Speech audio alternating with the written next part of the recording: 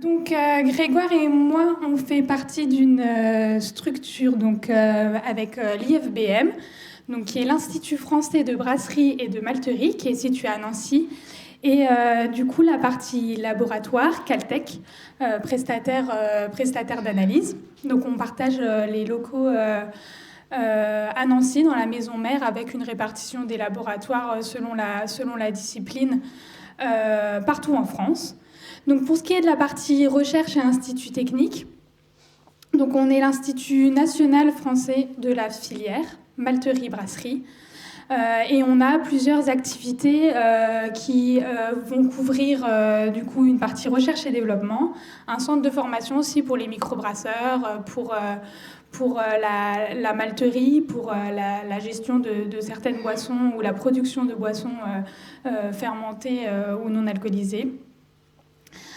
Et on va avoir des activités qui sont peut-être un peu plus particulières et dont vous n'avez peut-être pas tous la connaissance, mais donc nos collègues peuvent aussi participer et contribuer à la qualification des matières premières. En fait, ça va être la qualification des nouvelles variétés d'orge brassicole, par exemple, pour s'assurer qu'elles ont toutes les qualités nécessaires avec l'analyse de certains paramètres bien spécifiques pour qu'elles puissent être utilisées dans le procédé de brasserie-malterie. Et puis la qualification des produits phytosanitaires. Donc là, on va avoir des essais qui vont être réalisés au champ avec application des nouvelles spécialités qui ont obtenu l'autorisation de mise sur le marché, avec une vérification et une transformation de cette orge traitée VS un témoin, pour s'assurer qu'en fait on n'a pas de résidus de produits phytosanitaires ni d'effets qu'on appelle non intentionnels sur le procédé, ralentissement de la fermentation par exemple, si on parle de la partie brasserie. Concernant la partie laboratoire et analyse, donc là on va un peu plus loin que la filière malterie-brasserie, donc plutôt pour toutes les entreprises agroalimentaires. Et Grégoire est donc responsable de la partie du laboratoire qui s'occupe des contaminants et des résidus de pesticides, métaux lourds aussi, qui n'est pas renseigné sur la diapo. Et puis après, on a d'autres disciplines, mais qui nous intéressent un peu moins aujourd'hui. Donc on travaille en fait en tant qu'institut technique et donc laboratoire d'analyse avec tout un tas d'utilisateurs et de contributeurs à la filière, malteurs, brasseurs, sélectionneurs donc, qui créent les nouvelles variétés, les firmes phytopharmaceutiques, les industries agroalimentaires, les silos, les coopératives. Voilà, on est amené à travailler avec beaucoup de monde au sein du réseau. Et alors, en tant qu'institut, on s'intéresse à beaucoup de thématiques, dont la qualité sanitaire, mais pas que. Donc, on travaille sur des sujets de bioprotection, par exemple, au cours du procédé de transformation. On cherche une solution naturelle pour limiter la contamination de l'orge par fusarium, par exemple. Donc là, on a un gros projet donc en relation avec l'Université de Lorraine, par le biais d'une structure qui est l'UMT, donc qui est aussi menée par l'Actia, donc qui a créé les réseaux mixtes technologiques, c'est le RMT comme Alchimie, et les UMT, qui sont les unités mixtes technologiques. Et donc là, c'est un travail en collaboration entre un institut technique et des universitaires, donc recherche fondamentale, avec qui on travaille pour trouver un micro-organisme de bioprotection qui va limiter en fait la contamination de l'orge brassicole au cours du procédé. Voilà, je vais passer ma parole à Grégoire pour vous faire une petite introduction sur le sujet des alcaloïdes de l'ergot. Merci. Donc pour commencer rapidement sur les alcaloïdes de l'ergot, donc ce sont des mycotoxines qui sont produites par un champignon qui est le Claviceps purpurea. Donc elles sont au nombre de 12. Alors je les ai pas renseignées de nouveau, mais on a ergochristine, ergocristinine, ergocornine, ergocorninine, ergométrine, métrinine, ergotamine, taminine, ergochristine, christinine et ergocine et ergocinine. Je crois que ça fait 12.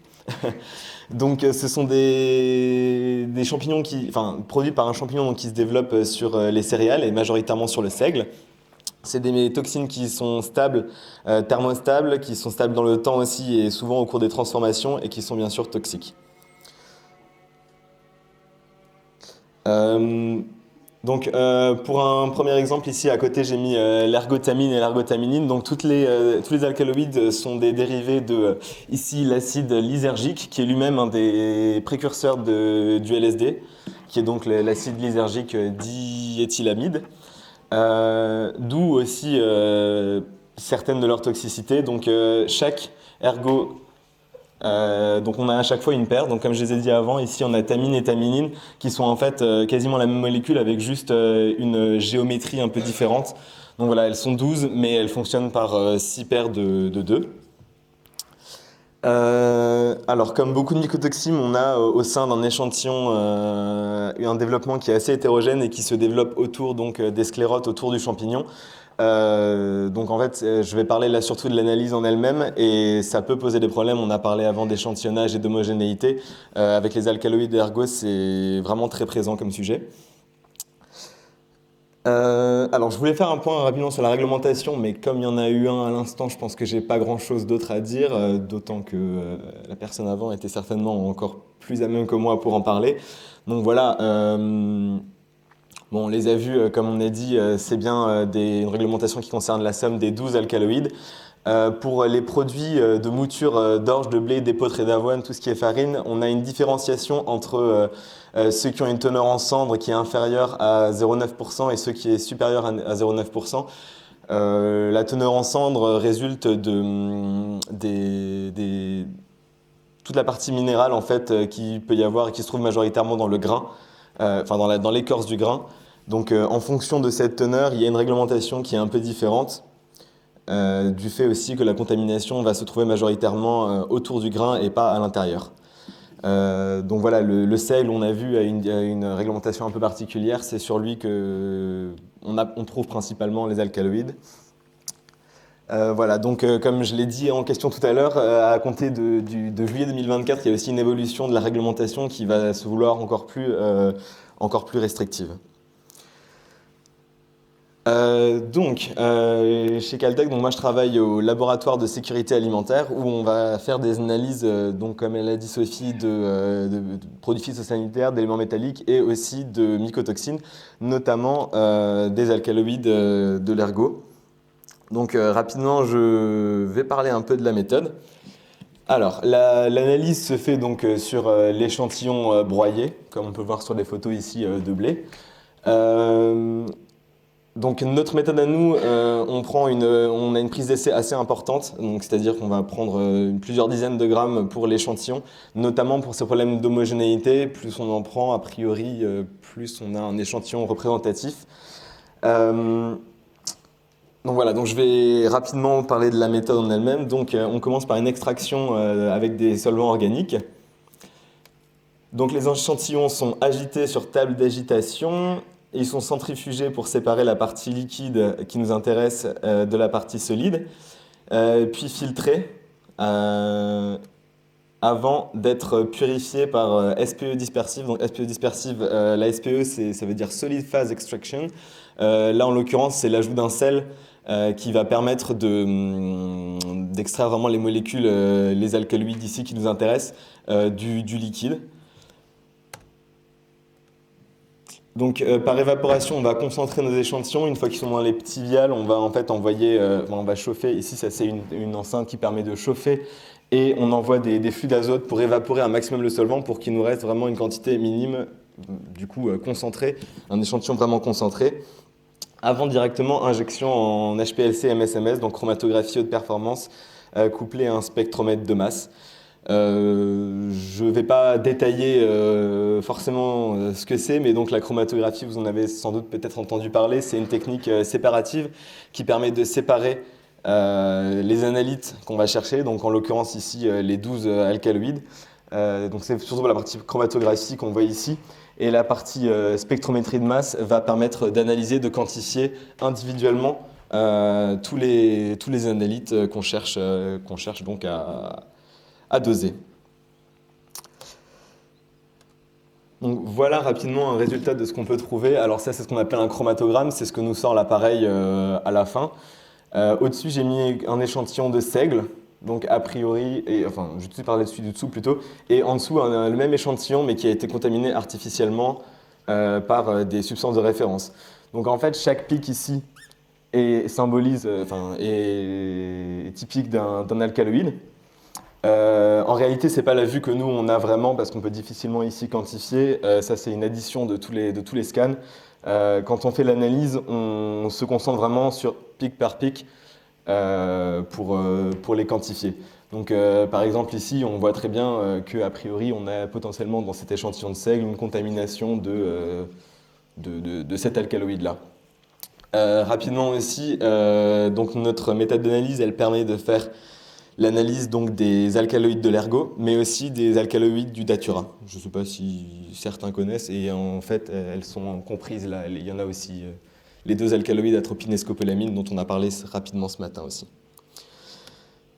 Pour la méthode, on a une limite de détection de 1,33 microgrammes, donc ppb par toxine, donc un total pour les 12 mycotoxines de 16, et une limite de quantification de 4 ppb par toxine, et donc un total de 48. Notre méthode au laboratoire est accréditée COFRAC, et on participe donc au BPA, qui est donc un organisme indépendant qui fait des tests interlaboratoires avec des substances de référence. Donc on est 12 laboratoires à participer à ce circuit-là en tout cas. C'est des contaminations qui se veulent homogènes pour qu'on ne retrouve pas les mêmes problématiques qu'on peut avoir dans la vraie vie finalement. Voilà, donc ceci afin de vérifier que notre méthode fonctionne correctement et de voir aussi par rapport aux autres laboratoires comment chacun se place. Donc 12 laboratoires, c'est pas énorme, d'autant que pour beaucoup, l'analyse des alcaloïdes est assez nouvelle. Donc voilà, ça permet de se placer quand même et de savoir si chacun fait plutôt correctement, obtient des résultats cohérents. Je repasse la parole à Sophie. Merci. Je voulais prendre un petit peu de temps pour vous représenter le procédé de transformation de l'orge à la bière. Vous n'êtes peut-être pas tous familiers avec ce procédé de transformation. Donc, on a la particularité que deux transformations se succèdent. Donc, la malterie, le maltage de l'orge, puis le brassage. Donc, au niveau de la première transformation, on a la transformation de l'orge en malt qui consiste en fait en une germination comme celle qui pourrait se passer dans la nature, sauf que là, on la contrôle et on la maîtrise, on l'arrête à un moment donné bien précis. Donc, on récolte notre orge dans le champ, on la met en trempe, c'est-à-dire qu'on immerge les grains d'eau. Alors, ça a un but assez mécanique de lavage en fait des grains. Donc, à cette étape-là, on peut se débarrasser, enfin en tout cas, on peut abaisser la charge de certaines mycotoxines. Donc, pour les malteurs, c'est déjà un pilier pour essayer d'abaisser en fait la teneur en mycotoxines. C'est pas forcément le cas de l'alcaloïde de l'ergot, on verra. Mais au niveau biochimique et biologique, ça sert à initier la germination du grain et en fait à initier la germination et déclencher tous les processus du grain vivant. Au niveau de la germination, en fait, ce qu'on va chercher à faire, c'est à activer toutes les enzymes qui sont endogènes. Hein, c'est pas de l'ajout externe. Elles sont contenues dans le grain. Et on va observer en fait tout un tas de phénomènes de dégradation et d'hydrolyse, notamment de protéines et de polysaccharides, qui vont servir à obtenir une matière première utilisable par le brasseur. La troisième et dernière étape du maltage s'appelle le touraillage, autrement dit un séchage du grain pour atteindre une humidité de 4 à 5%, alors qu'on avait dépassé les 40% en germination. Tout simplement pour stopper toutes les activités enzymatiques, premièrement, et puis ensuite d'avoir une humidité et une teneur en eau qui est compatible avec un stockage sans prolifération ou risque microbiologique par la suite. Au niveau de la deuxième transformation, donc là on va utiliser le malt qui a été produit par le malteur, qu'on va transformer en farine pour pouvoir le mélanger à de l'eau lors de l'étape de l'empâtage. Le filtrer, donc c'est en fait les déchets solides du grain, notamment les écorces par exemple, qui vont de manière naturelle sédimenter au fond de la cuve et former ce qu'on appelle les drèches, le gâteau. Et donc le mélange de farine et d'eau va passer à travers ce gâteau naturel et on va obtenir, suite à cette filtration qu'on appelle la filtration mèche, un mou sucré qui va continuer le procédé. Et les drèches, qui est un coproduit de la brasserie, va pouvoir souvent être valorisé en alimentation animale. Donc avec ce mou, on va continuer le procédé, lui faire subir une ébullition. Donc là, il y a clairement un objectif comment dire,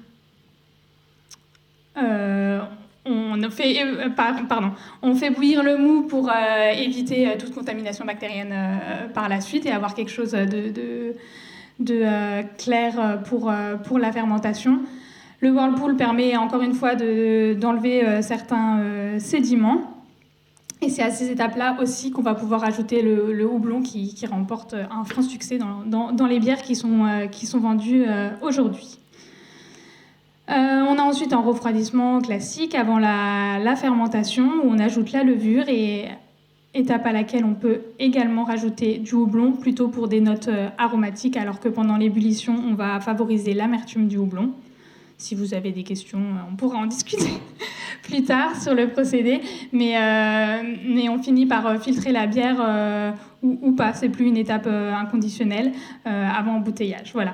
Donc, je m'excuse d'avoir passé un peu de temps sur ce procédé de transformation-là. Mais en fait, je voulais que tout le monde soit au même niveau parce qu'on va faire, dans l'étude que je vais vous présenter là, un certain nombre de prélèvements voilà, pour que vous puissiez comprendre à chaque étape quel prélèvement on réalise.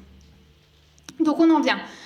Le titre de la session est devenir et suivi des alcaloïdes de l'ergot au cours du procédé. Donc vous l'avez compris, nous, ce qui nous intéresse, c'est le procédé de transformation de l'orge à la bière. Et je vais vous présenter là une étude qui a été réalisée il y a quelques années. Et dont je n'ai pas participé à cette étude, donc d'avance je m'excuse si je ne pourrais pas répondre à toutes, à la fin de la session, voilà, je ne peux pas répondre aux questions, mais je relayerai les questions à mes collègues qui ont mené l'étude à l'IFBM pour le compte donc de Brasseurs et Malteurs de France, qui sont les deux syndicats professionnels donc de la malterie et de la brasserie. Donc, cette étude démarre avec une contamination artificielle de l'orge par des sclérotes. Donc, on a pris un lot d'orge conséquent et qu'on a contaminé à 1% par des sclérotes, donc 1 gramme de sclérote pour 100 grammes d'orge. On a mis cette orge en transformation donc, au maltage. Et à cette étape, déjà, un certain nombre de prélèvements a été réalisé pour suivre en fait, et quantifier les alcaloïdes de l'ergot tout au long du procédé de maltage. Ensuite, une fois le malt produit, on le transforme au niveau de la brasserie avec encore cette fois-ci une série de prélèvements, de mou, de drèche, du levain qu'on obtient à la fin de la fermentation et puis bien sûr de notre produit fini, la bière. Je l'ai déjà dit, tout au long de l'objectif principal de cette étude a été de quantifier les 12 alcaloïdes, donc les 6 paires d'alcaloïdes d'ergot tout au long du procédé pour voir comment évoluent ces toxines dans notre filière. Au niveau des résultats, donc, un premier dosage a été effectué sur des sclérotes isolées. En fait, on a identifié des sclérotes de différentes formes, différentes tailles. On a voulu savoir si leur potentiel toxinogène en alcaloïdes était différent. Et il s'avère qu'effectivement, la charge en toxines peut différer d'une sclérote à l'autre, selon sa forme, selon sa taille. On n'est pas allé beaucoup plus loin. C'est essentiellement du descriptif à ce stade-là. Mais on peut déjà voir que on a globalement 2 paires d'alcaloïdes qui se montrent majoritaires, donc l'ergotamine et son épimère ergotaminine, et l'ergocristine, et l'ergocristinine. Voilà. On peut aussi voir à ce stade-là au niveau descriptif que globalement la forme des ergopeptines est plus abondante que la forme des ergopeptinines. Au niveau de la transformation, et la vidéo marche pas. Si. Voilà, on voulait vous montrer une vidéo de nos installations à IFBM, donc avec la micro-malterie, donc le micro-germoir et le germoir pilote qui permet de transformer cette fois-ci une couche de 600 kg. Ça va extrêmement vite, j'avais pas prévu cette partie-là, mais c'est pas grave. Là, vous voyez des grains en cours de transformation donc, à la petite échelle. Donc là, on est sur 100 grammes d'orge qui sont transformés en malt et qui vont partir au touraillage, donc à l'étape de séchage, dans laquelle on peut faire sécher près de plus de 2 kilos, donc dans ces congélateurs, ces cuves qui ressemblent à des congélateurs, mais qui sont en fait des étuves de séchage. Voilà, donc au niveau du maltage, donc je voulais juste faire un petit point d'expérimentation. Donc on transforme bien une seule orge qui est contaminée avec nos sclérotes. Et en fait, à chaque étape de maltage, on va faire un prélèvement. On va en garder un dont on aura éliminé en fait toutes les sclérotes visuellement, et un autre qu'on gardera brut. Et ces deux prélèvements-là distincts vont être mis en analyse pour les alcaloïdes. Alors, la première partie des résultats donc, représente les prélèvements dont les sclérotes ont été éliminées. Donc là, on voit qu'au niveau de l'orge, on n'a pas de contamination des alcaloïdes de l'ergot, qu'il n'y a pas de solubilisation dans l'eau de trempe. Donc c'est ce que je vous disais, par exemple pour le cas de la DON ou pour la T2HT2, la trempe a un effet d'abaissement de concentration en toxines. Ce n'est pas forcément le cas de l'alcaloïde de l'ergot.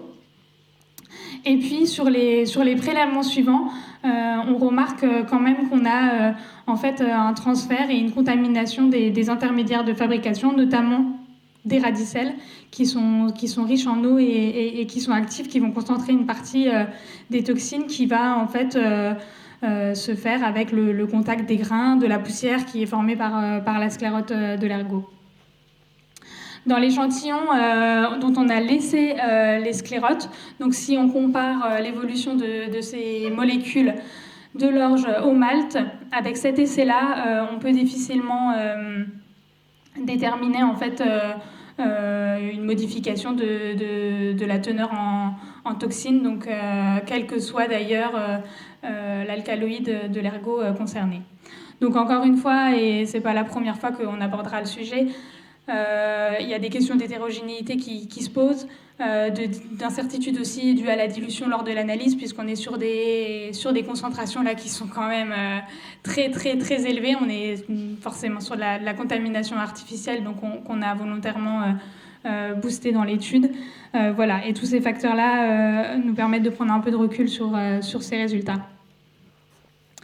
Au niveau de la transformation microbrasserie, donc pour cette étude, on a utilisé la brasserie 20 litres qu'on a de disponible à l'Institut, avec du coup une fermentation et une filtration pour production de la bière. À cette étape-là, donc, on va réaliser les différents prélèvements. Je vous ai remis les teneurs du malt sur la première ligne des résultats. On voit qu'il y a une concentration justement dans les drèches, on le disait, avec finalement un transfert des alcaloïdes dans la partie solide, alors que la solubilisation dans le mou est vraiment très limitée. L'étape d'ébullition, donc de chauffage du mou, n'a aucun impact sur ces toxines-là, et on va avoir une petite concentration dans le levain, pour finalement se rendre compte que dans la bière, on n'a plus que des traces de ces toxines-là. Donc finalement, au niveau de cette étude donc, qui a ses défauts, hein, on est sur une orge artificiellement contaminée, elle permet de dresser quelques premières pistes sur l'évolution des contaminants au cours du procédé. On sait que on a parlé du nettoyage au cours de la trempe, mais le calibrage peut aussi être un levier en fait pour le malteur pour éliminer les sclérotes avant transformation. Si les sclérotes sont toujours présentes, on va avoir un léger transfert des toxines par contact ou par dissémination de poussière. C'est ce qu'on a vu au niveau de la première transformation. Et si on a une contamination du malt avant brassage, d'après les résultats de cet essai, on en retrouve très peu dans le produit fini, la bière.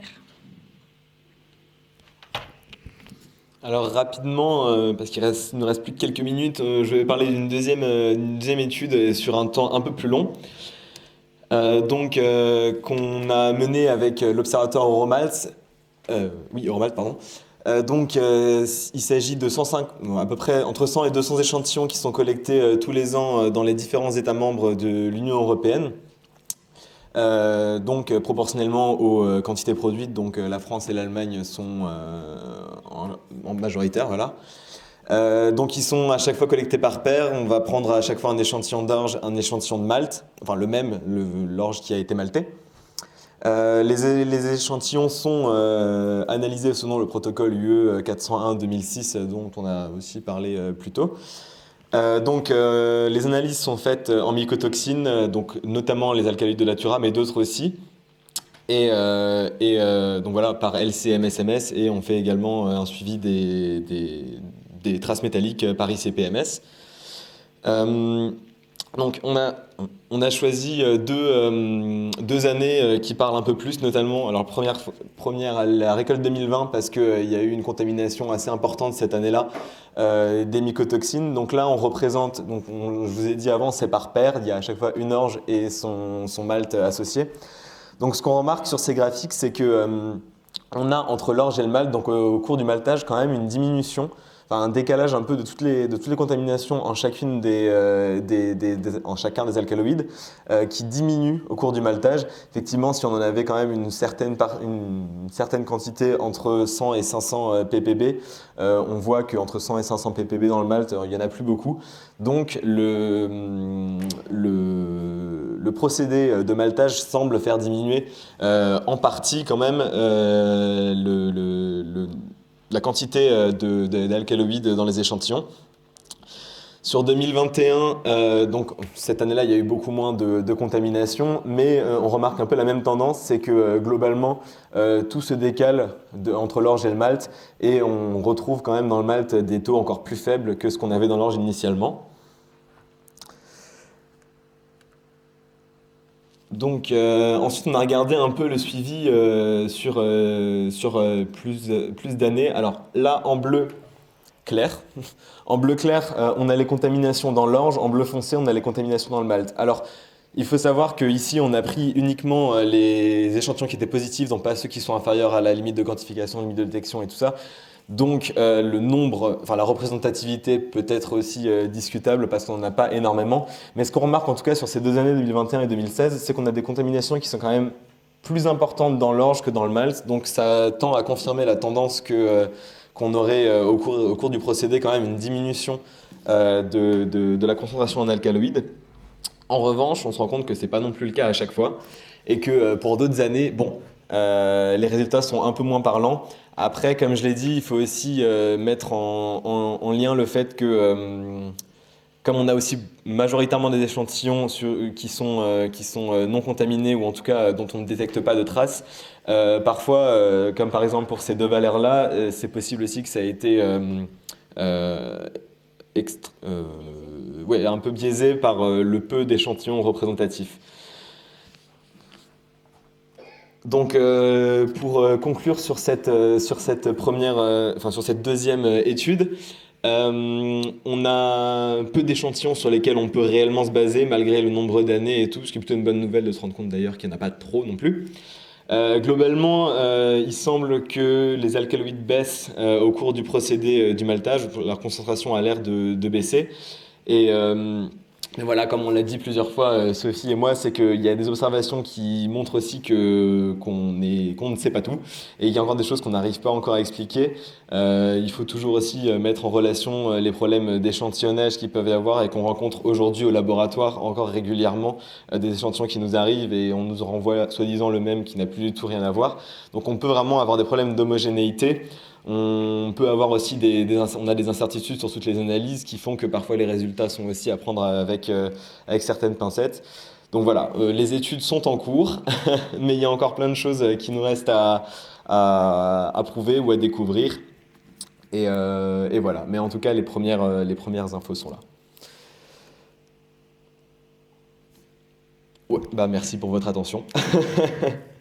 Et si vous avez des questions, on peut y répondre.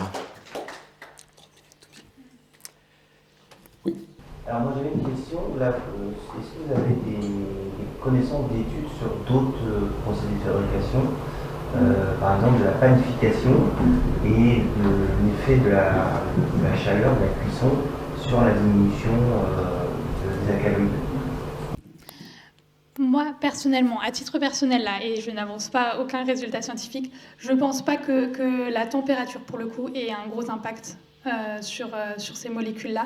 Par contre, il me semble que Arvalis a mené une étude du blé au pain, mais je ne connais pas les résultats, enfin je ne pourrais pas les sortir là aujourd'hui, mais si ça vous intéresse, il me semble que Arvalis a mené une étude un peu similaire à celle qu'on a fait de l'orge à la bière, qui pourrait apporter des premiers éléments en fait, d'information. Normalement, elle ne se dégrade pas avec la température. J'avais connaissance de cette étude-là, mais elle est assez ancienne. Ouais. Je voulais savoir s'il y avait des choses un peu plus récentes, sachant que leur première conclusion, il y avait quand même des diminutions plus ou moins significatives quand même, en fonction des barèmes aussi. Voilà. Mais là, comme on était sur des procédés complètement différents. C'est vrai que quand on a commencé à discuter du sujet alcaloïde de l'ergot là, pour cette journée technique, on s'est fait la même réflexion, c'est-à-dire que les études datent un peu. Bon, 2014, on est à 8 ans, ça fait presque 10 ans. Le sujet revient sur la table ces dernières années aussi avec les évolutions des pratiques agricoles. On se dit qu'il y a clairement quelque chose à faire et des projets peut-être à monter dans les années à venir pour améliorer la compréhension, parce qu'on est loin d'avoir tout défini avec précision, et c'est vrai que c'est pas seulement le cas du procédé de transformation de l'orge à la bière, et je pense qu'il y a d'autres filières qui se posent la question. Est-ce que vous avez vu ou étudié en effet par rapport aux variétés en orge de brasserie, par rapport à l'ergot, est-ce qu'il y en a qui sont plus sensibles en tout cas ou pas? Vous avez regardé à ça aussi ou pas? Moi, j'en ai aucune idée et je suis pas sûre que... Alors, en tout cas, au sein d'IFBM, une étude ait été faite à ce sujet-là. Mais de la même manière que c'est le cas pour la fusariose, pour la septoriose, on peut très bien imaginer qu'il y ait une sensibilité variétale. Ça m'étonnerait pas trop. Mais je pourrais pas dire si elle a été caractérisée à ce jour. Est-ce qu'on peut extrapoler l'étude sur l'ergot sur d'autres contaminants? Est-ce que le processus va pouvoir faire diminuer une problématique de mycotoxine sur de l'orge ou pas? Ou est-ce que ça peut être valable que sur l'ergot? Alors, j'ai parlé d'un projet, la UMT Optimalt, pour lequel on cherchait un micro-organisme de bioprotection à appliquer non pas au champ, mais au cours du maltage, en fait, au début du procédé de transformation, là où on maîtrise globalement un peu plus le procédé par rapport à de l'application en champ, où on est contraint par les conditions météorologiques, l'absorption, etc. Il s'avère que du coup, dans cette étude-là, on suit un certain nombre de toxines, puisqu'en fait, on va regarder l'effet du micro-organisme de bioprotection sur la flore fusarienne, par exemple, mais aussi sur les mycotoxines associées, T2H, DON, égnatine. On se rend compte qu'elles n'évoluent pas toutes de la même manière.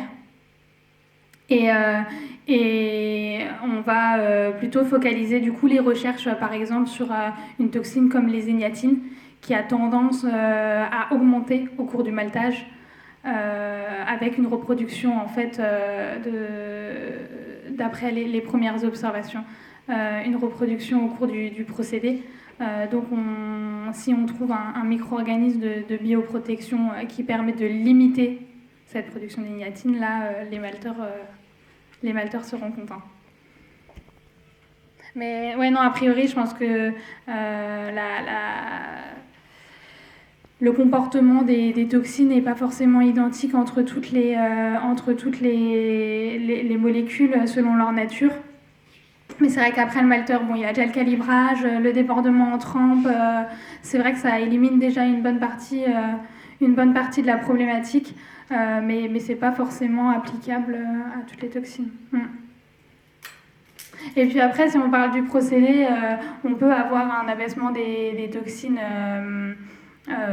analytiquement parlant, mais qui vont avoir peut-être un effet au cours du procédé, montrer des défauts. Par exemple, on a déjà vu des flocculations précoces de la levure, donc un arrêt précoce de la fermentation.